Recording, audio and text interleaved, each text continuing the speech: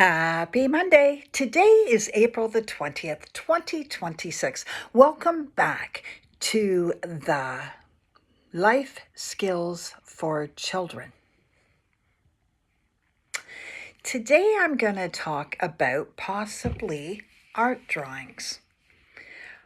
Now, it doesn't have to be sketches or drawings. It can be playing in the sand with little animals or little people or houses or whatever. And basically, it's used for when the child maybe won't communicate to you, but you know there's something bothering your child. So my kids were great with this. They love to draw. And I'm not saying I'm a professional to figure out what they're drawing, but I do know the basics. For instance, if your child draws a picture for you upon your request, or even not upon your request, maybe he or she has just drew a picture and gave it to you, and if it's bright and colorful, like there's a big yellow sun, and there's maybe a tree that has green on it, so it's a green leaf tree. It's a healthy tree. Maybe there's a picture of a house, and the house is, colored brightly. Perhaps if the child is young, he or she is drawing people, and perhaps it's your family. Perhaps there's mom and there's dad and there's your child and sibling or siblings. So when they draw a picture like that, pay attention to the fact that if it's bright colors, if the sun is yellow, maybe it has a happy face on it.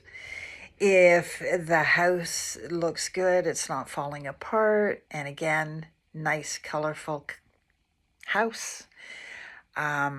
Green grass. Maybe there's a nice blue lake. Pay attention to that, because that means that your child is pretty happy at the time of drawing that picture. And the other thing is the stick people. Where are the stick people? I remember one of my children drew a picture of the family, is stick people. And there was they put a picture of me in there with longer hair. And then there was, two children in the picture, which I had a son and a daughter. And then they drew a picture of the father, but the father was on the other side of the page. And the father was drawn in the color black. And the two children were close to me, the mother, standing right beside me.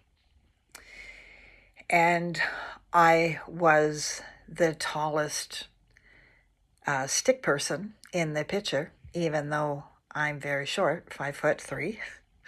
And the children were brightly colored as well. But we were going through a divorce. I thought I'm sure I've mentioned that before. So this child was depicting, half of the picture was very happy.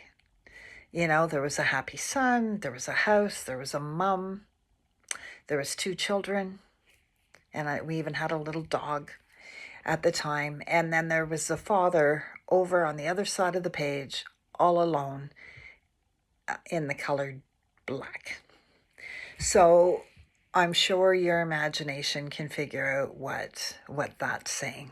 On the other hand, let's say that the child has drawn a picture, similar picture to that, only it's at nighttime and everything is black. Let's say there's even a fire.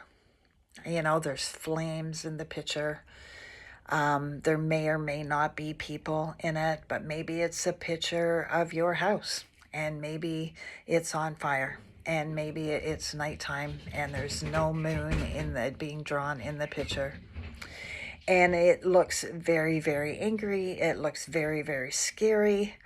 That's obviously your child in a bit of turmoil or a lot of turmoil. The child's angry.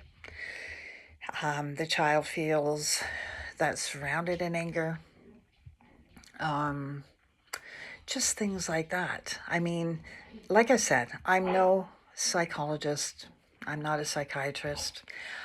It's just absolute logical sense that if the picture is happy, it's wonderful. If the picture is sad, that's telling you the emotions inside the child. It's sad. If it's showing anger,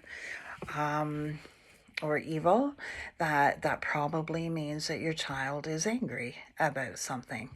And maybe you can talk to the child about the picture. You can probably Google it online. There is a wealth of information online once you get the picture, that the child has drawn. So that's it for this evening. Have a wonderful night. Hope you join me tomorrow. Namaste.